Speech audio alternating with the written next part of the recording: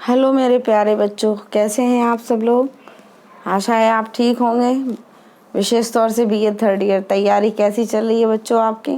देखिए, मैं आपकी पहुंच से दूर हूं। इस समय मैं आपकी कक्षाएं नहीं ले पा रही हूं, तो मैंने वीडियो को एक माध्यम बनाया है आप तक अपने प्रश्नोत्तर और बात पहुंचाने की, ताकि उसके माध्यम से आप पढ़ सकें, आप अपना भविष्य उज्ज्वल बना सकें, आपके उज्ज्वल भविष्य में किसी भी प्रकार की कोई बाधा ना आ सके। तो चलिए आज हम शुरू करते हैं अपना वीडियो। मैंने आपको इससे संबंधित लेक्चर तो दे दिए थे, काव्य दोष, काव्य गुण, यहाँ तक मैं आपको लेक्चर दे चुकी हूँ। बल्कि लेक्चर में मैं शब्द शक्ति तक दे चुकी हूँ, तो शब्द शक्ति का वीडियो मैं नेक्स्ट टाइम डालूँगी। आज मैं आपको काव्य दोषों से संबंधित प्रश्न और उसके उत्तरों को बता रही हूँ। काव्य दोष किसे कहते हैं? काव्य दोष कहते हैं काव्य गुण को, काव्य लक्षण को, काव्य में विकृत आने की स्थिति जो होती है उसे, या किसी को नहीं। तो बच्चों, आप सभी लोग जानते हैं कि अगर काव्य गुण होगा तो वो दोष तो हो ही नहीं सकता, ठीक है। काव्य लक्षण में भी काव्य दोष नहीं आएगा, तो इसका सही उत्तर है काव्य में विकृत आने की स्थिति में। काव्य में थोड़ी सी भी कोई विकृति आ जाती है तो उस स्थिति में काव्य दोष उत्पन्न होता है।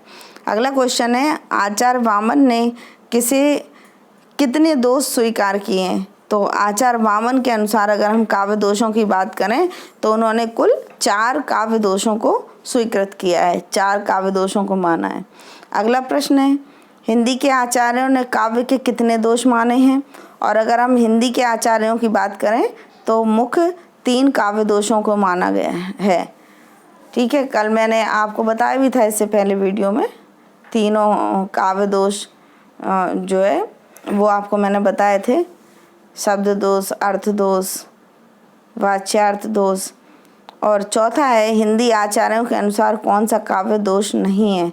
तो शब्द दोष, अर्थ दोष, अलंकार दोष या रस दोष। तो मैंने आपको तीनों अर्थों के बारे में बताया था, शब्द दोष, अर्थ दोष और रस दोष। अगर कोई दोष नहीं है तो वो अलंकार दोष, मतलब है तो दोष लेकिन वो अलंकार दोष यहाँ पर आपका डिफरेंट है, जो हिंदी कवियों ने इसको इस प्रकार से नहीं माना है। शब्दगत दोषों की कुल संख्या जो है मानी गई है, जो शब्द दोष हैं उसकी जो संख्या है अब वो कितनी मानी गई बच्चों? 28, 35, 30 और 37। तो उसकी कुल संख्या 37 मानी गई है। आगे हम चलते हैं। तो हिंदी आचार्य अर्थ दोष कितने मानते हैं? जो हिंदी के जो आचार्य हैं, विद्वान हैं, वो अर्थ की दृष्टि से जो दोष मानते हैं वो कितने हैं? 28, 25, 27 या 30। तो बच्चों वो 27 अर्थ दोषों को मानते हैं। फिर रस दोषों की संख्या को भी जो कवि हैं वो कितना स्वीकारते हैं? कि रस दोष को कितना मानते हैं? तो रस दोष को मानते हैं 8, 9, 10 या 11। 4 विकल्पों में से आपका तीसरा विकल्प 10 सही होगा, यानी कुल रस दोषों की संख्या वो 10 मानते हैं, ठीक है। अर्थ दोषों की संख्या 27 मानते हैं और शब्द दोषों की संख्या 37 मानते हैं। और कुल कितने हो गए? 3 दोष मानते हैं। कौन कौन से हो गए? शब्द दोष, अर्थ दोष और रस दोष, ठीक है बच्चों। देखिए, एक उदाहरण है आपके समक्ष। एक पद दिया है, मन में वचन जब सीता बोला, हरि प्रेरित लक्ष्मण मन डोला। ये श्री रामचरितमानस की क्या दोहा है, चौपाइयाँ हैं, और उनमें से भी विद्वानों ने कुछ दोष ढूंढ लिए हैं। तो ये जो मर्म वचन जब सीता बोला, हरि प्रेरित लक्ष्मण मन डोला, तो जो सीता बोला है इसमें आप देखिएगा स्पष्ट रूप से हमें लिंग का दोष दिखाई दे रहा है अर्थ में। तो इसमें इसके अंतर्गत क्या आएगा? च्युत संस्कृति दोष माना जाएगा। तो इन 4 जो ऑप्शन आपके पास दिए हैं, ग्रामंत दोष, रस दोष और अर्थ दोष, इसमें च्युत संस्कृति दोष आएगा, जो उसी के अंतर्गत है, रस दोष के अंतर्गत आता है, ठीक है बच्चों।